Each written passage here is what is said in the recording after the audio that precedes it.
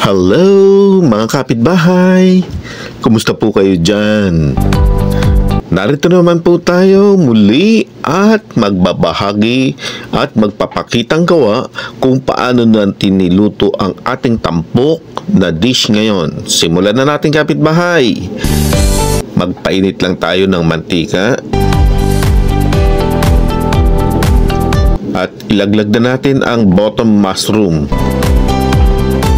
Halo-haloy lang natin ito kapitbahay hanggang sa ang liquid na na-absorb ng bottom mushroom ay tuluyan ng mag-evaporate.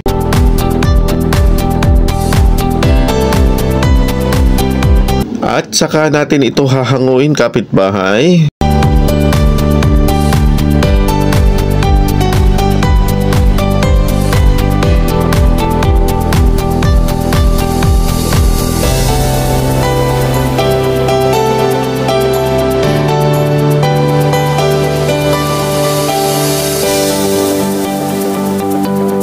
Medyo matagal tayong mag-sandok nito. Ayan, ito mabilis.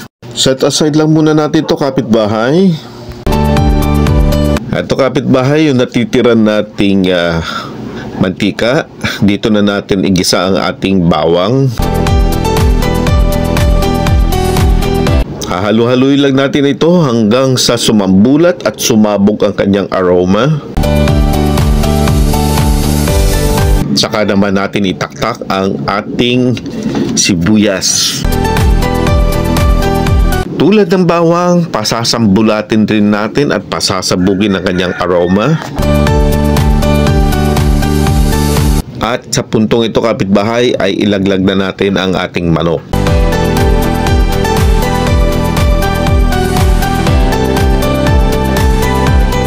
Haluin lang natin to kapitbahay para mag-coat yung yung ating oil sa manok, tapos saka natin isasalansan ng ganito. Isisir natin siya hanggang sa medyo maging bahagyang brown, saka natin babaliktarin.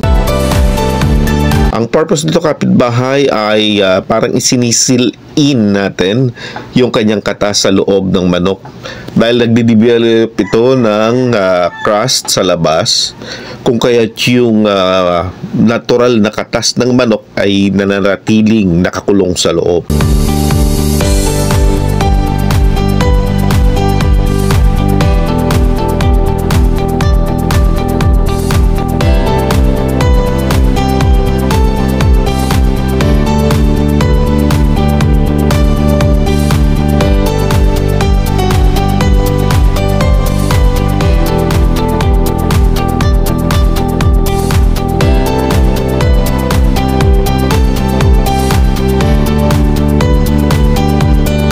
Ito, lagyan na natin kapitbahay ng oyster sauce.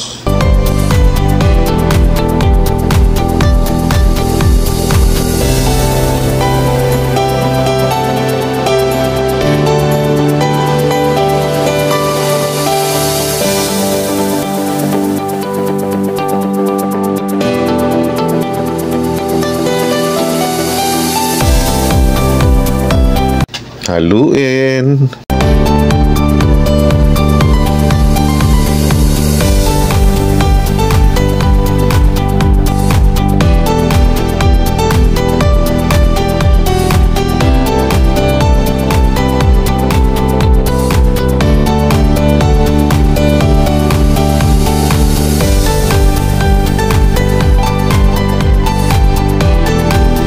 Taktakan rin natin ng soy sauce kapitbahay. Pero bakit ba hindi pa isinabay kanina sa oyster sauce para isang haluan na lang? Sensya na po.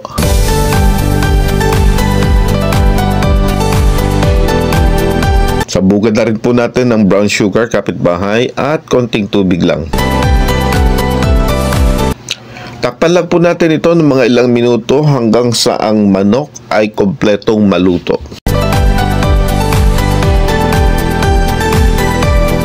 Check natin pagkalipas na ilang sandali at baliktarin.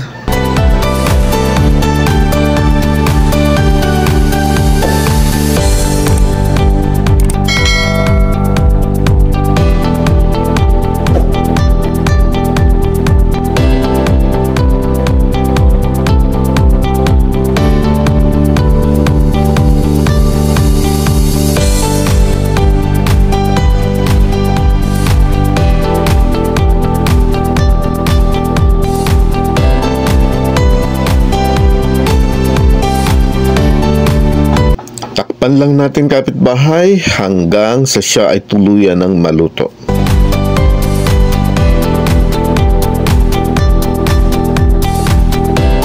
Itong paminta kapitbahay, habol na natin.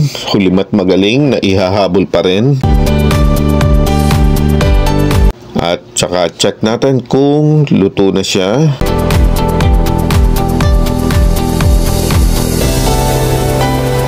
At lagyan na natin ng cream of mushroom soup. Tansya-tansya lang ito kapitbahay, wala tayong eksaktong measurement. Ibabase lamang po natin ito sa ating panlasa.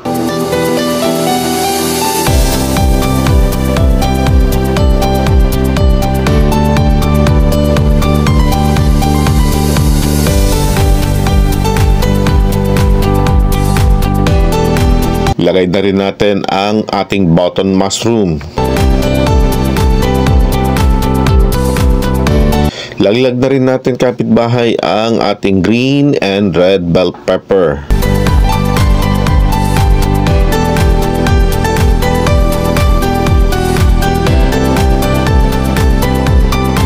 Tsaka natin ilagay ang broccoli at tsaka ang ating cauliflower. Pinaghalo na natin to.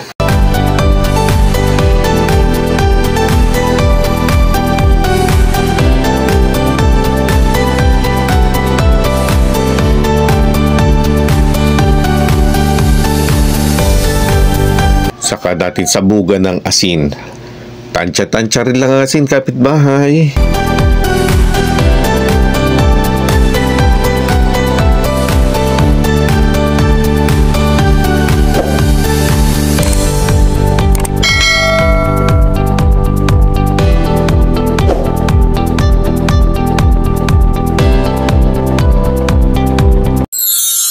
Eto kapitbahay, at luto na ang ating ulam. Kain na po. At hanggang dito na lamang mga kapitbahay, kami po ay nagpapasalamat sa inyong pagtitiwala, pagsubaybay at pagtangkilik sa ating channel. Hanggang sa muli kapitbahay, tayo ay magkita-kita sa mga susunod pa nating mga video. Paalam!